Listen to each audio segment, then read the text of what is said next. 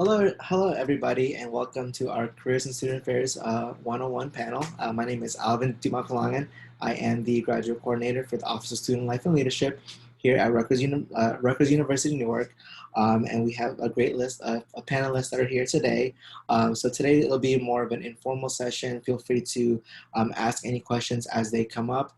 We do have a list of 8 preset questions that were given to the panelists to kind of give an overall view of what student affairs is for folks that are watching this as a recording, also for our live attendees as well. And then anytime, again, if you have any questions whatsoever, you can kind of pause and ask during that time. So I'll let you guys talk about yourselves. So if you could just give your name, pronouns, and your institutional affiliations, past and present. So anyone that wants to go first. I can go. Hello, everyone. My name is Erik Esqueda. I use any pronouns. I'm the current graduate assistant at the Center for Social Justice Education and LGBT Communities at Rutgers, New Brunswick. And I'm also, I did my undergrad at California State University, Channel Islands, where I also served as a student assistant at the Multicultural Dream Center. Happy to be here. Thank you. I'll go. I'm Kelsey Dunne. I am a first-year CSA student. I use she, her, hers pronouns, and I am an intern with the Office of Student Life and Leadership in Rutgers, Newark. Previously, I worked for Ithaca College, which is also my alma mater, so I've done a grand total of 6 years with them for my undergraduate and for my work experience. And that's it for now. Hey everyone, my name is Jennifer Ruggiero-Patel. I use she, her, her pronouns. My institutional affiliations, I currently work at LaSalle University in Philadelphia, working with new student programs. Previously, I was at Goldie Beacom College in Wilmington, Delaware, where I did campus life programs. And then before that, I did my graduate work at Rutgers University, New Brunswick, and had graduate assistantships at Rutgers University, Newark. Awesome. Thank you so much, Jennifer, and Chelsea and Eric. Leroy and Chelsea, you're free to introduce yourselves as well, kind of like your name, pronouns, and your institutional affiliations. So like I mentioned before, my name is Leroy. Graduated from Indiana State University 2015. Currently working in housing at Marymount University. My pronouns are he, him. Thank you. I'll go next. I think I forgot to mention mine. So again, my name is Alvin, pronouns are he, him, his. And previously I graduated from the University of South Florida in Tampa. In 2015, I worked at Hillsborough Community College in their Academic Success Center. And then I transitioned over to Rutgers University in New Brunswick, where again, I'm a second-year CSA student. Chelsea, would you like to share your information?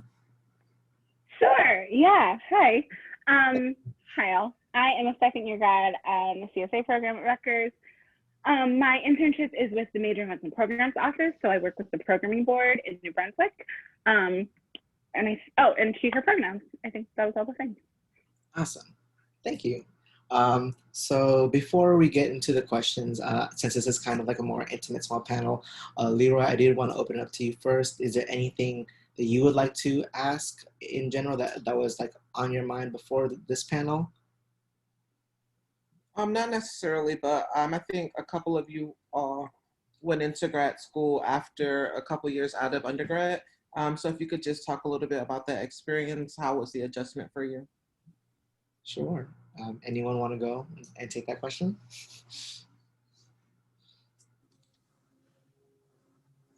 I'm just gonna say I went straight from undergrad to grad school, but I did have like an unconventional journey to even finish undergrad. So like I don't know, that's unconventional, but I think I don't know if either of the other panelists have like a more like took a gap year or were working before going to grad school.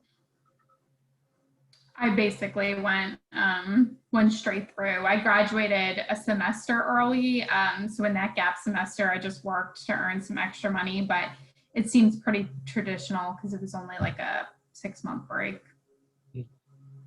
I took 4 years between undergraduate and graduate school, and I went through a career transition in that time. So my undergraduate degrees are actually in theater and writing, and I was working in stage management, so mainly technical aspects of theater. And I loved theater. I still love theater, but I realized that the kind of career trajectory that I was on, I wasn't going to be treating myself very well. I wasn't valuing my time. I had no work-life balance. And given the way I wanted to stay in theater, I didn't really think that was going to change. So I did a whole reevaluation of where I wanted to work, what I wanted to do, and I landed back in student affairs because of some of my undergraduate work, which I'll get into in a little bit. But transitioning into grad school after time away, specifically thinking about schoolwork, I'm only 2 months in. We're at the midpoint in our semester. I just turned in my first midterm, which was exhausting for a 10-point paper. Thank you very much. But it's been a little less, it's been a little harder than I think I really anticipated. Just speaking honestly, there's been a couple different factors to it. One is the fact that there is actual homework and a lot of reading that I have to balance. But luckily I have a great cohort of classmates and we all share notes and help each other figure out what's been going on with the readings. The other thing is that coming from working full-time, 5 days a week in an office with the same team, coming into the grad school atmosphere, and for me and Alvyn, we really only work like 3 days a week in our office, Wednesday through Friday. So it's definitely different to feel like I'm only working 3 days, and to try to balance what that looks like throughout the week and what happens to my projects when I'm not here. So trying to structure that is something I'm still working through. I was just talking to my supervisor about it an hour ago. So it's a never-ending transition, but it's going well. Yeah, I think after 4 years out of undergrad, so again, we established that we both graduated undergrad at the same time. I personally wanted to have some time away from student affairs just to make sure that it was something that I really wanted to do and it wasn't just like the hype of undergrad. So after working in community college, I also worked as a licensed optician. So like I was in like the medical field for a little bit, and I really was just there so I can make money and travel during like my younger parts of my 20s, which was great for what it was. And then after a while, I decided I really kind of wanted to go back to student affairs because I still, am very passionate about social justice advocacy and diversity, equity, and inclusion work. So I think that's why I specifically picked Rutgers CSA because they had like a big focus on that. So I think it's just mentality-wise, it was hard to adjust like academically, but mentally and professionally, I think I gained a lot of resiliency factors in terms of navigating the workplace and like just like navigating higher education in general. I think just because I took that time off and was able to be in like a corporate world and also like a small private practice, like I did gain a lot of like, just skills to adapt a little bit better to stressful things. So yeah. Thank you for that question, everyone. Yeah. So we'll go ahead and get started within our first question. Panelists, just feel free to answer however much you like. But the first one is, how did you get into your field of student affairs? I know some of you kind of already mentioned that, but if there's anything else that you would want to add. Okay, I'll go. So I got into student affairs.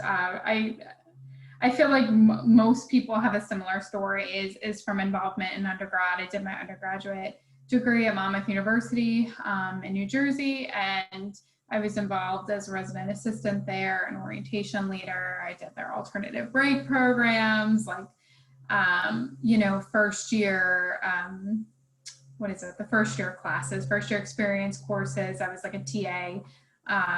So I got a lot of different experiences in undergrad. I was a psych major. And so it was an easy transition, but realizing I didn't want to do anything that was directly psychology related, like I thought I did when I started the program.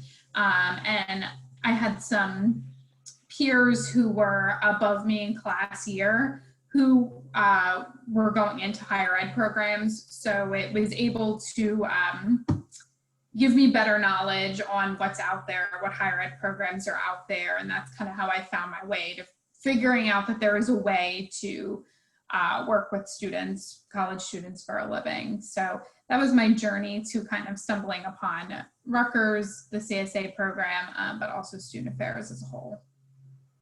Wow, thank you. Erik? Yeah, so yeah, similar track. I was also starting in high school. I was part of a program called Upward Bound, Trio Upward Bound, where it was getting like low income, first generation students familiar with college. So like that was like my first kind of introduction to like a student affairs type role when I had like mentors like that.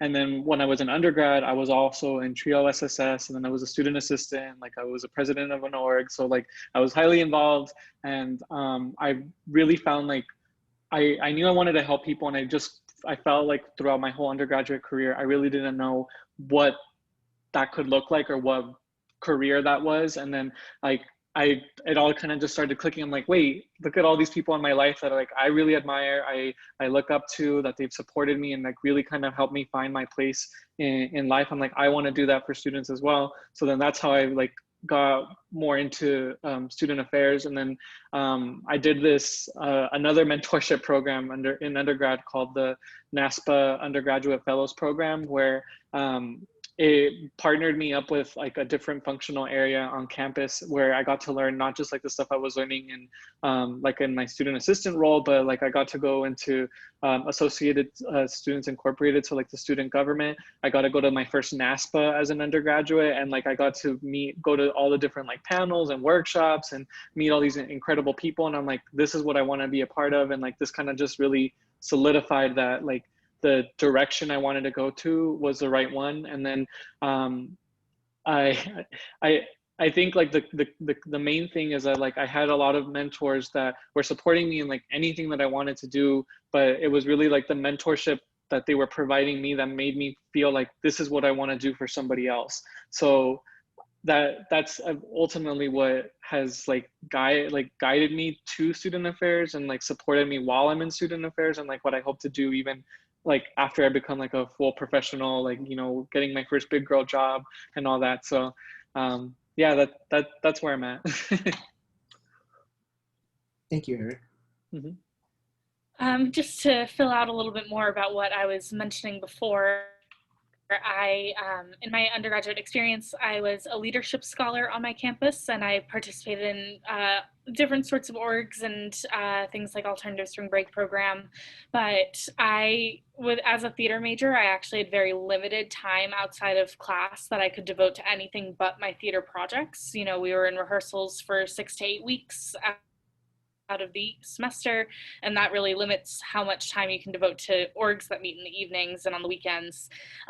So I really didn't have a whole lot of that same experience that a lot of my classmates have. So I went on through my theater career, and when I reevaluated what I wanted to do next, I thought back to the jobs I had on campus as a student, which were both admission based, and I was like, oh, I could go into admissions. Like, if I just want to change it up, see what else I have to offer, like that's a good idea. So I looked into admission jobs on campuses around where I was living at the time, as well as my alma mater. And when I was looking at jobs available at Ithaca College, my alma mater, I noticed that there was an assistant director of leadership programs open. And I was just like, oh my gosh, that's a job. Oh my gosh, I would love to do something like that. Oh, master's preferred. So I realized that if I wanted to go into a field like this, I would probably need to get a graduate degree. So for the time being, I took an administrative job that was admission based at my school, and I started talking to my mentors and the SA staff from my college so that I could learn more about what I should be doing next in terms of my grad school search, things that I could do that were outside of my job description on campus to get involved. So I was an advisor for an alternative break trip. I ran a student kind of professional development workshop, and other smaller tasks like that that I could take on and not distract too much from the work that I was doing. Luckily, I also had a work supervisor who was very excited about me going to grad school and very supportive of any other work that I wanted to do outside of what I needed to get done for her. So I was able to take on all that while I applied to grad schools and decided to come here. Amazing. Thank you. Next question would be, what is one common myth that you hear about higher education? And if you could talk about that, or higher education or student affairs, just things that you commonly hear but aren't true. One of my mentors, supervisors once told me, like, oh, people just think we're like the party people, like we're just here to throw the big events and bring the balloons and have the fun, like, you know, there's not any like development pieces, there's not any like support, like it's just like, you know, oh, it's just a party, that's it. Like that's like one of the biggest common myths that I feel like is like portrayed of like student affairs. Actually, building off that, the myth that I was going to say is that the only goal of our programming is to stop students from partying. You know, it's to get them to stay on campus and to not be drinking and to not be too out of control and foolish.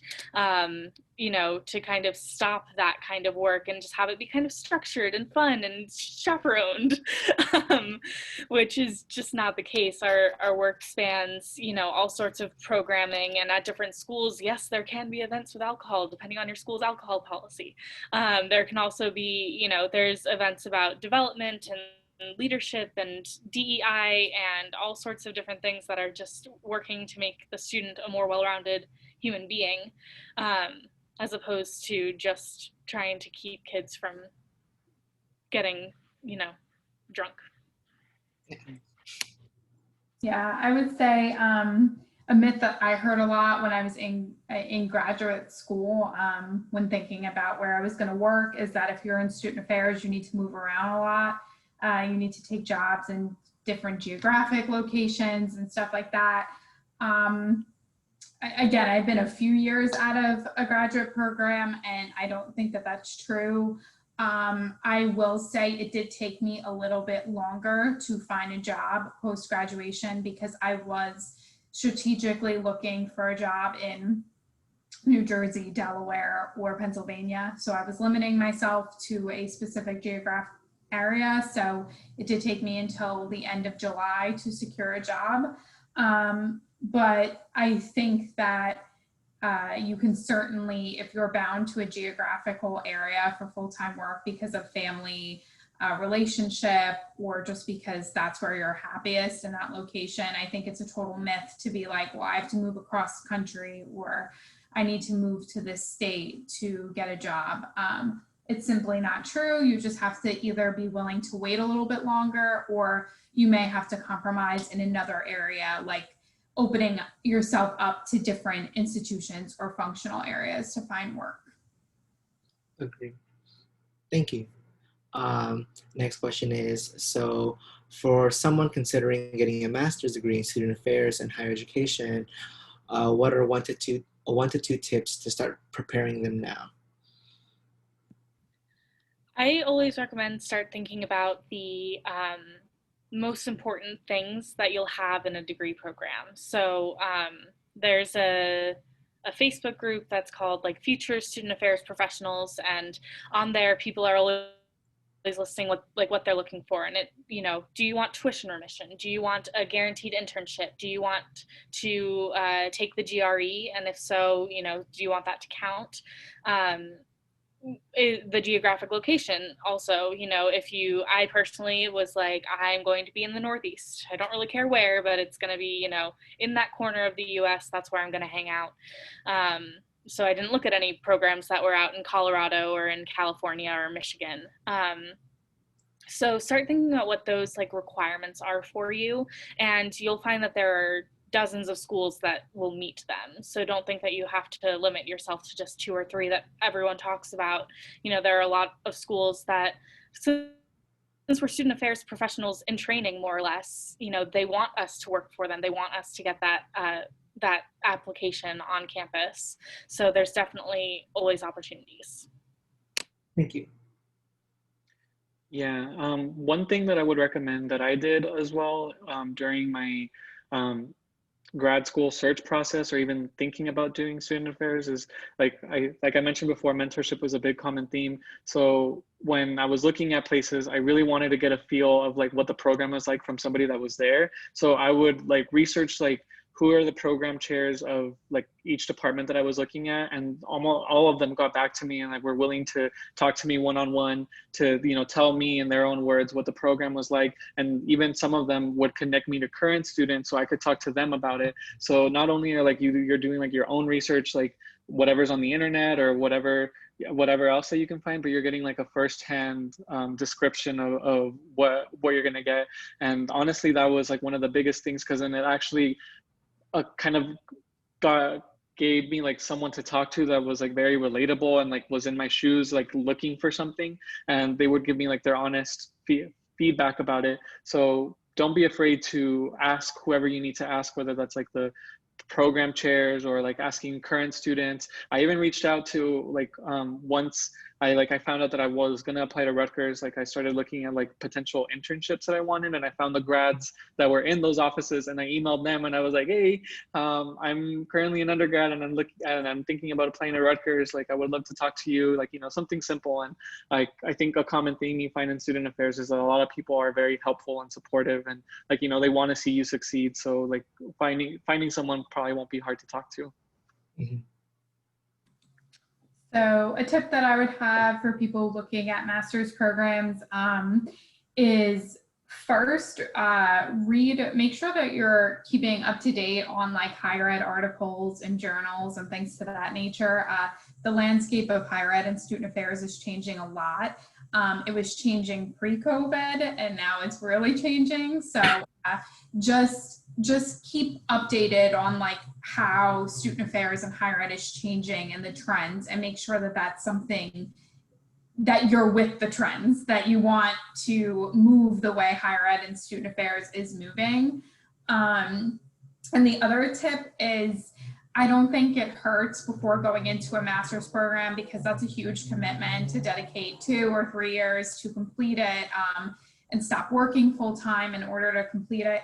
So I would look at, you know, job descriptions, salaries, and benefits in higher ed, even earlier than once you're in a master's program, which is something I don't remember doing. I remember looking once I was actually in the program. But the benefit of looking before the program is so you can envision your lifestyle in 5 or 10 years and make sure that the salary in higher ed, the benefits, the schedule, all of that will match where you want to see yourself in 5 or 10 years.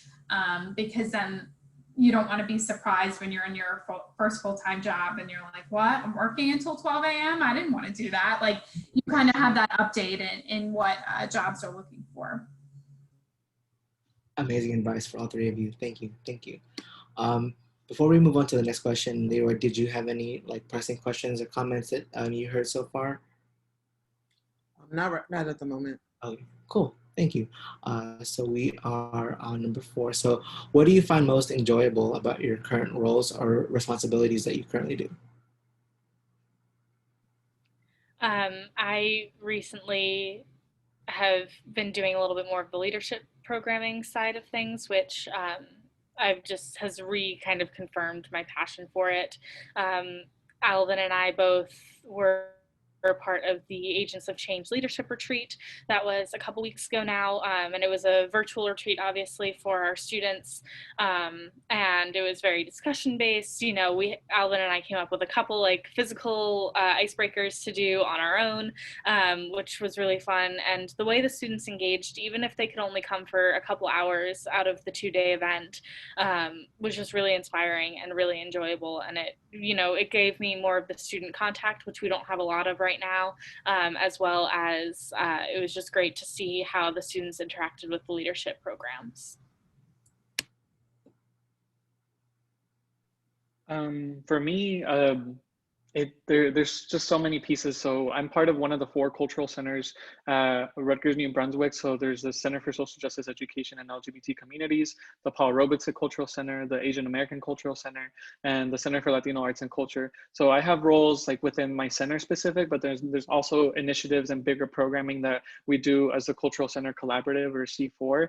And I think at the center level, I have been really lucky to have like discussions with students, lead and advise student leaders in different organizations, and watch them go from like, you know, I don't really feel confident in my skills, to like, oh, I'm growing, to like now they're the ones like leading and passing on the torch to like the next students. And it's really powerful for me, because like it was like not that long ago I was like just there. So like it's crazy to me to be moving from like a resource seeker to like a resource provider in some instances.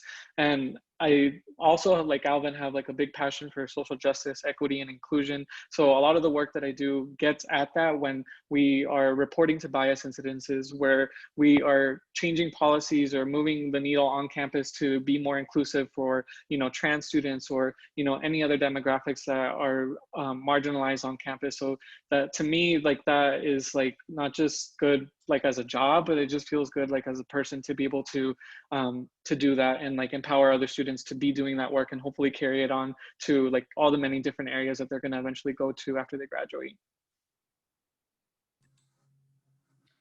So I would say what I find most enjoyable about my position now is since I work with new student programs and orientation, there are a few months out of the year where I'm extremely student facing, probably that July through September.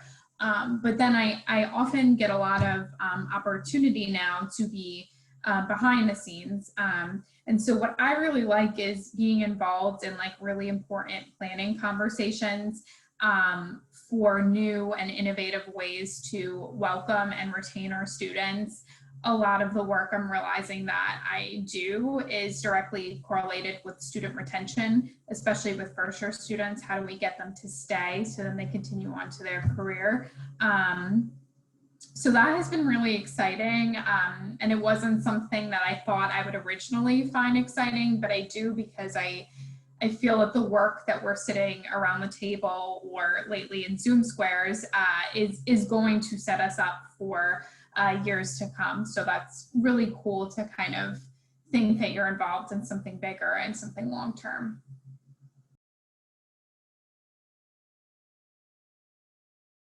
You're muted, Alvin, you're muted. Never mind. So Jennifer actually mentioned something very interesting earlier about kind of the trends in higher education. So based on the question that I just asked, and go on the flip side of it, what would you say are like, what is an area of improvement that you would say about higher education / student affairs in general, like in the overall sphere?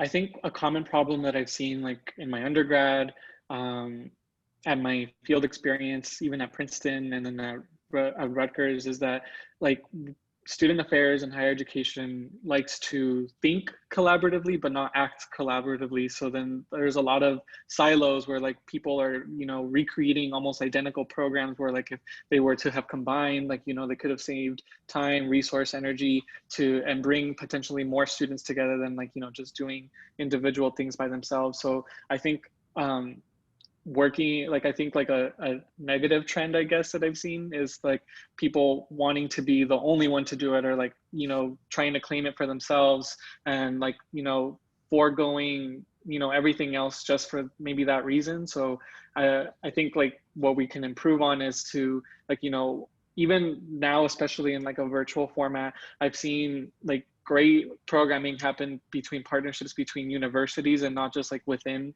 the university. So I'm hoping that that trend will continue post-COVID. So yeah, that's one thing I would share.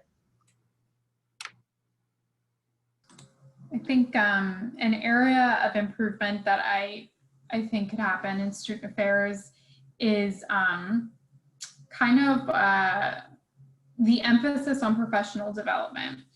I feel like we all like are like, yeah, like we should go to that conference or we should do that, but I feel like there needs to be a overall like greater push, because it goes along with higher ed change, trending and changing, and kind of what Erik said, how sometimes we're also siloed, that it's kind of like if we had more opportunities to work together, and we're given more of those opportunities, and we're encouraged to do more of that, we can possibly be more innovative and get ahead of the ever-changing higher ed climate.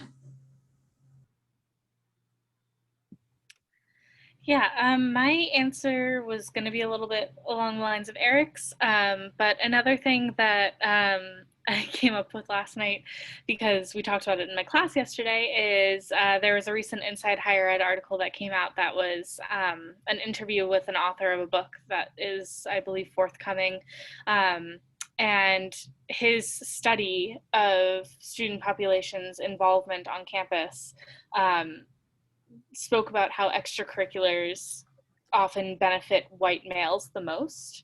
And so it's definitely an area that we should focus improvement on, if, the ways that we can give voices to, marginalized communities, people who, it talked about this one example of this guy, Kyle, pseudonym, who was a white male who in his living learning community didn't really speak up at first, blah, blah, blah. And then, got through encouragement from his classmates, spoke up more and more, and then he became sort of a leader in that group.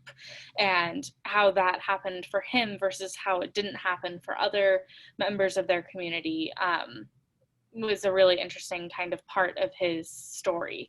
So finding ways to help women find their voices, finding ways for minority communities to, get the same amount of benefits out of these extracurricular opportunities is an area that we should focus our attention to. Thank you for those responses. I think those are all very important, like valid critiques and things to kind of look out for when considering a career in student affairs. So the next one is, can you speak on 1 to 2 transferable skills that you think student affairs professionals would need to be successful? So a couple of transferable skills I came up with, and a lot of it could do with the functional areas that I've been a part of. One is marketing and design. So, you might not always have the extra resources to have somebody else do your flyers or your marketing. And so I think it's important, if you have that creativity or you know how to kind of captivate students' attention, that whether you are going into higher ed straight from undergrad, or whether you took that break, like having marketing skills, social media skills, design skills is really important. And the other transferable skill is counseling and coaching.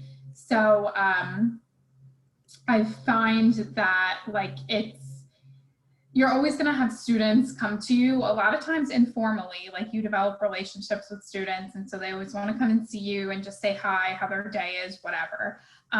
But I feel like it's especially beneficial when you have the skills to take a basic conversation and figure out how to make that into something more. And so I think you need a lot of counseling and coaching skills to specifically know how to move the conversation from hi, how are you, how's class, and drop it into how's class, what is your goal for that class, what are you going to do in the next week to help you reach that goal, and just kind of framing the conversation a little bit differently, so those informal conversations could be a little bit more meaningful.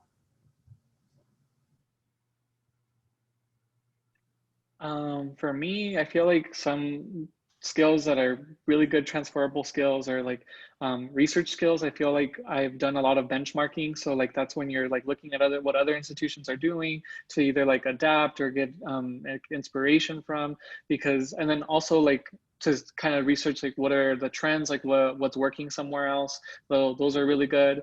Right now I'm taking a diverse perspectives class, and we were just talking about culturally relevant pedagogy. So I think like also on top of like, you know, doing your research, like also knowing like what are the students that are coming in or that are in college right now, like what are they on? Like right now it's like TikTok and Among Us. So like how are you going to create like, you know, some sort of program that is like meeting them where they're at, so like that way you're not like, hey guys, like let's use I don't know, some like just, I mean, not the Kahoot's bad, but like, you know, I feel like we're slowly moving along and Kahoot's like back there now, you know. So, you know, being on top of like what's like the demographic of students you're serving and how is like the best way to connect to them, and then also just researching like best practices in the field right now.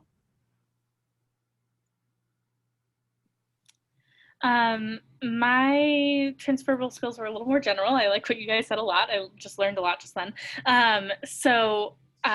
My number one is definitely just like the dynamics of working within a team and kind of your preferred role within a team dynamic, but also knowing what you're like in different roles within that team. Right now, especially in my path, that's a big part of our classwork. We have group projects that meet almost every day these days. So it's important to know how you kind of fit into that and the best ways to support your team in whatever capacity that you're working with them. Thank you. We have two more questions. So the second to last one is a common favorite from what I hear is, how do you practice self-care working in student affairs, and what does that look like for you? One of my favorite things about this is that students ask this question all the time, because it's something that they're constantly looking at, and it's something that we need to be on top of, not just for our sake, but for theirs, because they really want realistic things. They don't just want to hear like, oh, you should turn off your computer and go meditate. Like that might not be what they're looking for. It might be what someone's looking for, but it's probably not going to appeal to everyone. So one of my biggest things is boundaries. That's one of the reasons why I left my previous career, is that there was no boundary between work and life. I was working all sorts of crazy hours. I was working multiple jobs. And when I moved into this career, I was like, okay, I'm going to have my designated work hours. Now, working in student affairs, there's often things that come up, events and programming that you're doing that are outside of your designated work hours, and that's okay as long as you manage them and you have some sort of compensation or flex or whatever it is that works with what those other expectations are outside of the work hours. So boundaries are the biggest one for me. And then, in your off work time, really don't do any sort of work. Like, I don't check my work email outside of work time as much as I can avoid it, because I know if I'm not going to devote an hour to that work right then I'm not doing anyone any favors. So I would say I could thank 2020 for teaching me a little bit of self-care, because I feel like it was always a question that came up, and I felt like I was like, what do I do for self-care? Watch Netflix? Like, I don't know. So I feel like this year it kind of forced me to come up with tangible things I do for self-care.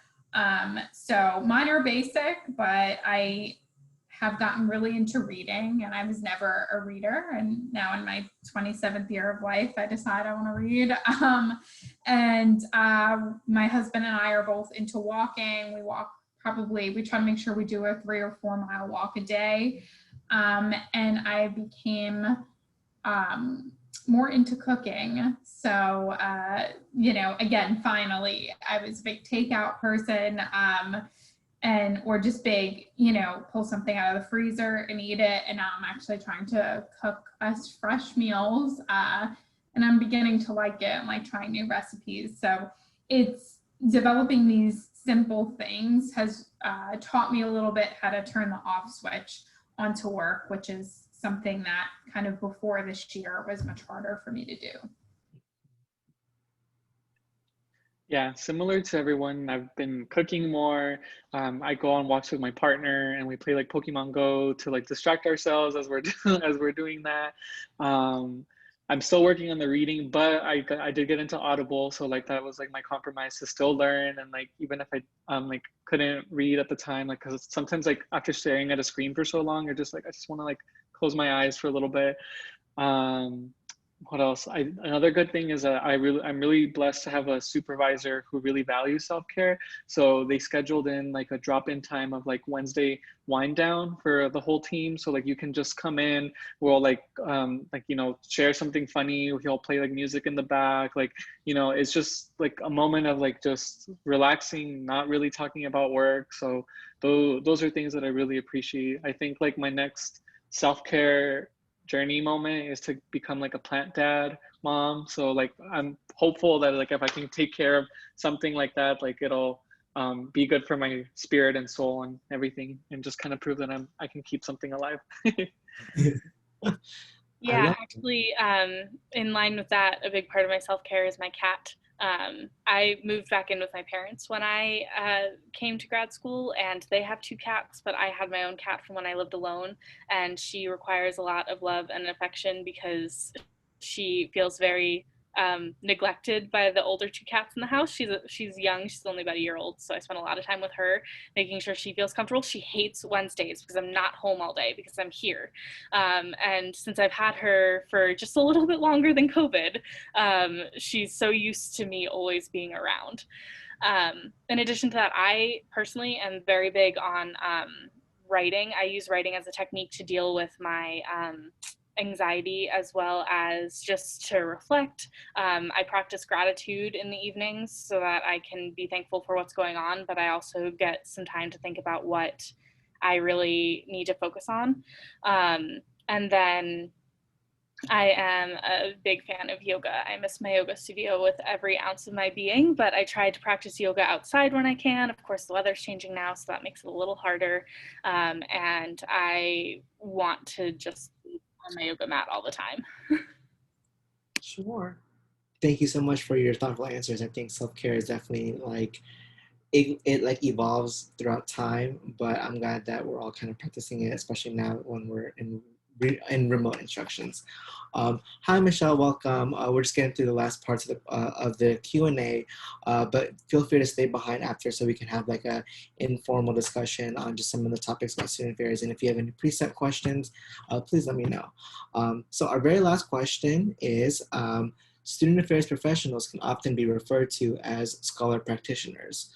So what does that mean for you, and what are the implications of using theory to practice in your functional areas?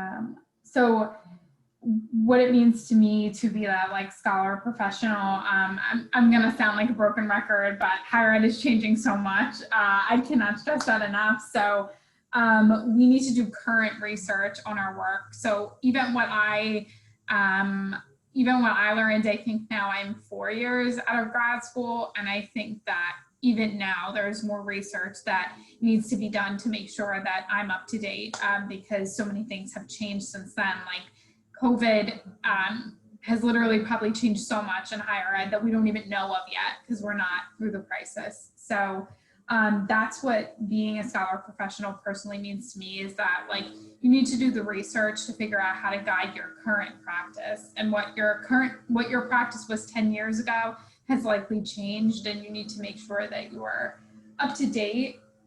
And what it means to my role is that, like, you know, the implications of me not using any sort of research is that, like, we need our first year students to retain. We need them to feel welcomed at their institution. We need them to be acclimated so they can succeed. So if I'm not practicing best practices, then you know, there's a risk that our first year students might find another place to go to, or they may decide that college is not right for them. And so that's personally why I think it's so important to constantly stay up to date.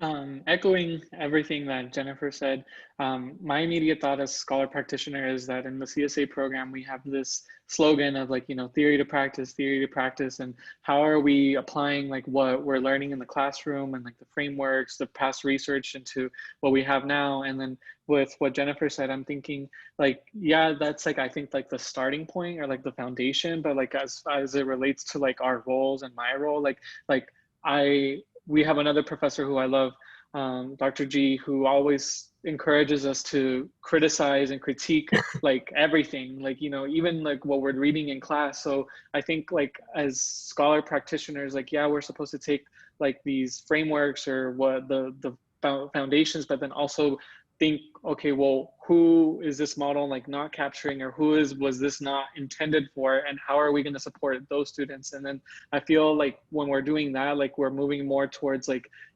co-creating like either like new models or new knowledge that we can share out like in Inside Higher Ed articles, or, anywhere that, it's continually an evolving process. So like we are taking what we have, we're applying it to like our specific roles, and then we're evolving it a step further into like, our actual practice. So that was a long-winded answer, but I hope it made sense. I actually don't really have anything to add to that. I think Eric and Jennifer really covered the question really well. I don't have anything unique to contribute there. That's perfectly fine. Yeah, I think for me, I want to kind of answer this own question since it's the last one, but it's also something that I feel very passionate about as well with theory, specifically with the paper that we just wrote for our leadership class. We had to like examine like a leader in higher education and their impact. And so I did Dr. Kevin Nadal, and finding out that there was, so we learned about different ethnic identity development models in our first year student development identities class. So we were introduced to very generic, like Asian American identity consciousness models that kind of brought in like the entire continent and how individuals like should progress if they're in the college level. But I think from like personal experience, I think depending on like the different ethnicity, it's important to just aggregate those experiences and not like clump them up. So I think when all these scholars have like made these models, and I think what Eric was saying too is like it's important to critique what's out there, like who's included in the literature, who's not included into the literature, and like examining what was the context of like what was going on in the US and also globally during the time that these theories were developed, and like does that have a bias or influence in a lot of these like theories that we are still using today. Like one of the other things that we learned about too is like social change model, to where we want to move to a world that's more equitable and diverse. And while like this model has a lot of the great key buzzwords that I think that as student affairs professionals we hear very often, there's not a lot of like implication to how it's being like currently used, especially now in 2020 when there's like police brutality against Black folks. And like the social change model can be good for a certain degree, but it doesn't have like practical application, right? So I think like a combination of what Jennifer and Eric were saying is just like we really need to be kept abreast of the research and still continue to challenge what's out there and evolve like our own opinions so we can best fit the needs of our students. So yeah, that's also a very long-winded answer, but I thank you all very much, and just open the floor to Michelle and Leroy if there's anything that you would want to ask, questions, advice, anything. I think, thank you all for sharing your experiences and shedding some insight on what it's like being a grad student in the higher education program as well as a professional. It was great hearing everyone's thoughts. Can you talk a little bit about like the curriculum and what makes Rutgers stand out amongst the many other universities that offer higher education programs? I'll talk a little about some of that, mainly because I just went through the process. And some of the things that Rutgers had that I was looking for was the geographic location. Like I mentioned, I was going to stay in the Northeast. So New Jersey, since it's where I grew up, that included in the Northeast for me. The tuition remission kind of feature where our internships cover our tuition costs for each semester. So that's really nice, that we don't really have that additional cost unless we take on additional classes or something like that, but for the most part tuition is covered. We also get a stipend along with it, so we have a little bit of living expenses. And depending on what sort of field you might be going into, if you want to go into a field within residence life or you want an internship in residence life, you might also get housing provided. Other things, there's no GRE requirement. Like I said, the internship is a required feature of this program if you're doing the full-time track. We have a little bit of an exception to that this year because some of the internships for my class were postponed for the fall, but students were allowed to start anyway. And we have an additional factor of field experience, which is really cool, where it's an additional office or space that you'll be working in for a couple semesters, and those assignments will change. Your internship you're typically in for the full 2 years unless you want a change or there's a need for a change, whereas the field experience you can shift what you're doing each time. Additionally, for me personally, Rutgers, New Brunswick was a great choice because it's so opposite what I had in undergrad. I went to a private liberal arts four-year college in New York State. It was pretty rural. It was just kind of out of the way. And then New Brunswick is massive. It is a research facility. It is a four-year college. It's a public school. And then specifically my internship in Newark, we have both the Rutgers campuses have some of the most diverse populations. And I went to a PWI for my undergrad. So I'm getting to know a lot more about working with diverse populations than I could have ever had the experience of at a lot of the other schools that I was looking at. So those are some of the things that were big for me. I don't know about Erik and Jennifer, or Alvyn, if you guys have other things. Yeah, so I guess mine will be brief because I had to take the GRE to get into the CSA program, and we had, other requirements that I think have been shifted. So I don't want to give out false info about the program because I don't know the little bits about it that have changed. But I will say overall, it was really awesome going to a leading institution for graduate work to learn about higher ed at. And that's what I think I like the most about Rutgers, is that I have a lot of Rutgers pride after going and attending the school. The tuition remission was huge. I had a lot of loans from undergrad, so I don't think I would have, I think financially I would not have been able to go to graduate school if it was not paid for. And the field experiences, like you said, were also great. The program is designed so you will leave the program having at least 3 to 4 unique experiences. So the fact that I was able to put on my resume that I interned at Rutgers Newark, Rutgers New Brunswick, and San Jose State University within 2 years was really great. So I think, between that and being at such a leading institution are 2 really great things about the program. Some things are, yes, the tuition remission is amazing.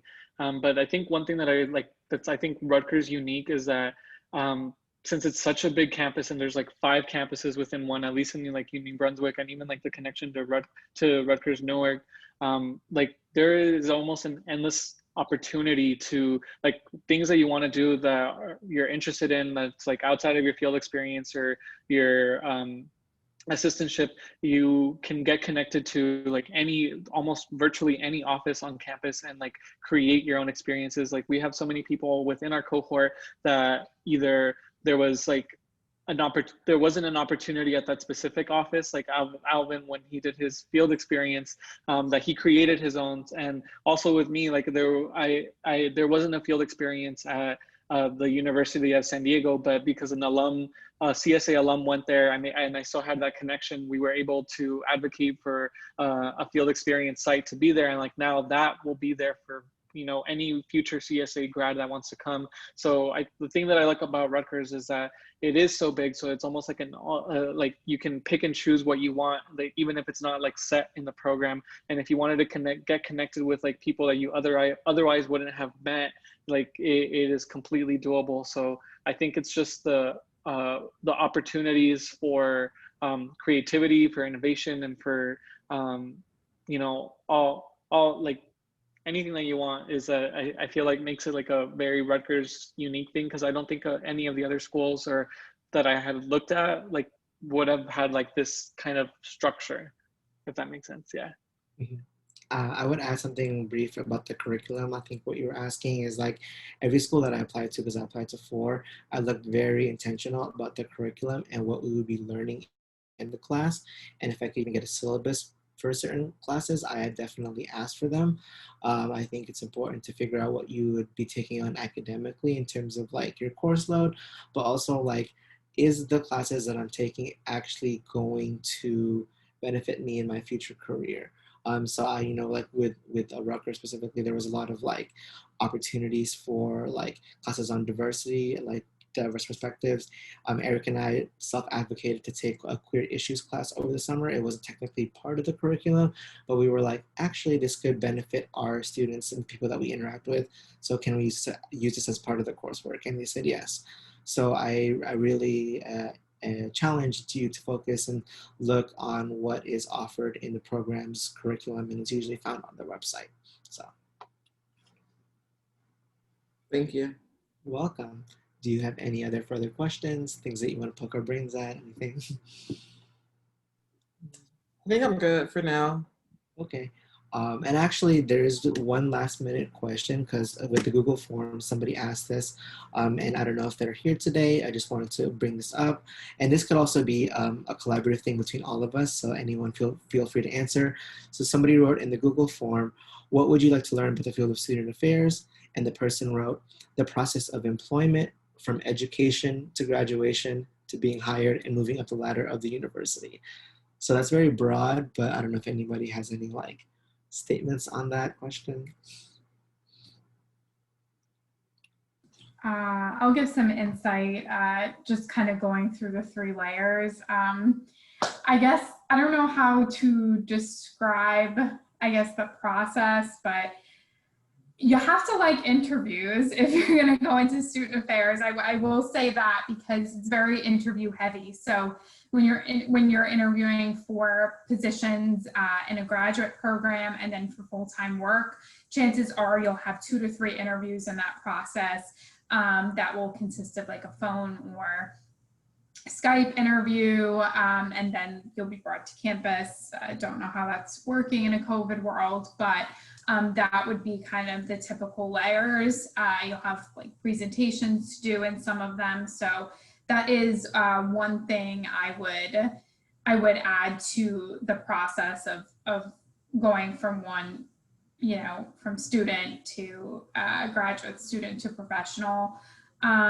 I would say the other thing is that, like, you know, there's a lot of people in the field and only so many schools. And so I think there is a lot of value to whether you're looking at a graduate program or looking to be a professional, is applying to jobs early and applying to a lot of them, and making sure you tailor your cover letter and your resume to each position, just to make sure you stand out. So expect the process to sometimes take a long time, because there is a lot of competition, and there's only so many universities and so many positions. Yeah, I have nothing to offer for that, because I think I'm still in the program and learning. But anybody else have any insight, things that they want to share? No? Okay, no problem. Well, I think that concludes our panel for today. Thank you very much for joining. This will be sent out as a recording for YouTube, so folks can share it within their networks as needed. So again, thank you everyone for joining, and have a great afternoon. Alrighty, bye. Thank you so much, Alvin. Thank you. Meeting stop recording.